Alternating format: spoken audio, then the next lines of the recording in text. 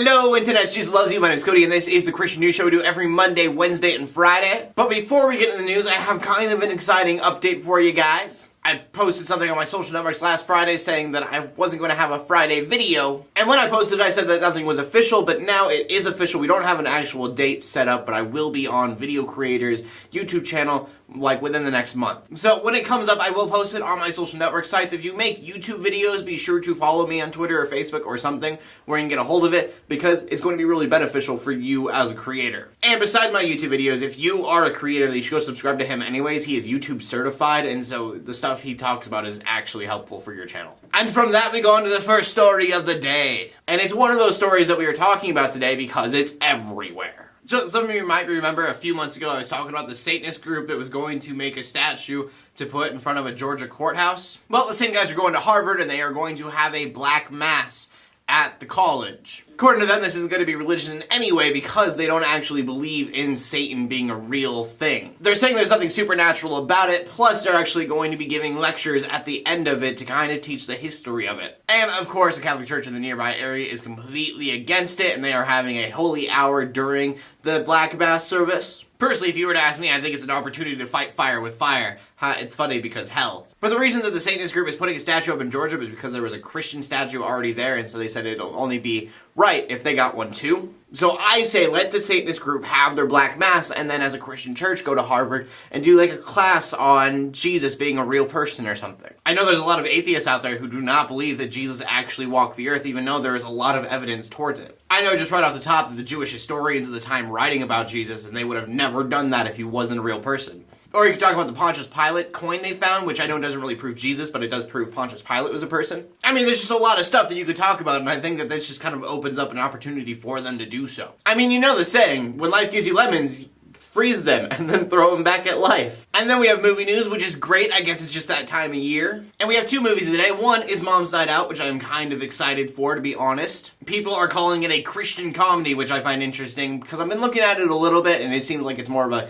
clean comedy than it is a Christian comedy. In fact, I guess there are a lot of Christian reviews coming out about the movie saying that it's not Christian enough. But honestly, of course, I'm excited. This is the kind of stuff that I live for. Worshiping Jesus, center of our life. I get that. I'm a Christian. I know how that goes. But it is not the only part of life. And so what happens with this is you have Christian stuff right there in the center, and then everything else is not Christian. And everybody can kind of do what they want with it because it's not for Christians. So if you were someone who was like me and wants Christian media just around 24/7 engulfing their life, then you need to be okay with things like Family Force 5, who consider themselves a Christian band because they are not singing explicitly about Christian stuff, but they are for Christians. Because if you don't, then you have very specific little Christian things that you can take hold of, and then everything else around you is not Christian. And if you're like me, that's not what you're looking for. So I saw the trailer for this. I'm pretty excited for the movie. I didn't think that it was actually going into theaters, so that's cool. But the only noticeable actress or actor or whatever was Patricia Heaton.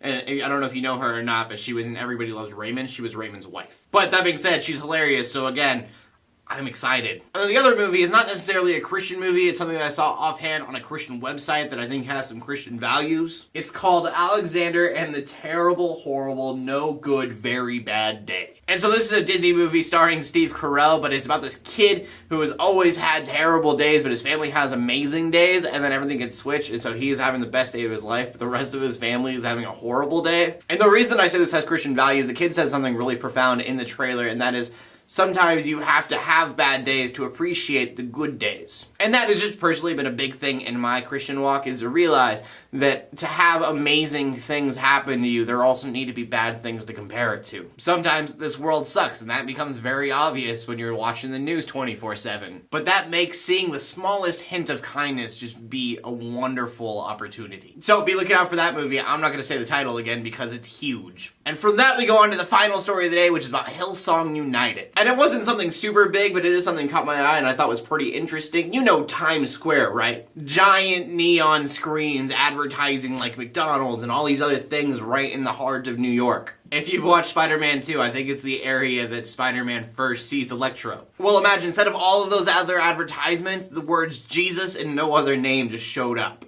everywhere. Well, recently, that is what Hillsong United did, and granted, it was to sell an album, it was to advertise their album, but regardless, It's cool. Now that I'm thinking about it, probably not final story of the day material, but just imagine having these huge screens everywhere, and everywhere you look it just says Jesus, no other name. Yeah, I'm looking at it now, and I definitely should have finished with the black mass thing, but whatever. It was cool, right? Just a little piece of awesomeness being spread out in the world. I mean, if you're Christian, it's awesomeness. If you're not Christian, then I guess it was awful, but I think it was really amazing. And so I wanted to end on that. I don't know why. So that brings us to the question of the day. And the question of the day today is, if you could tell the world anything, what would you tell the entire world? I guess mine would be something to the effect of, hi, Jesus is awesome. Raise your hand if you don't have clean water still, because if we can tell the entire world a message, we should be able to do that for you.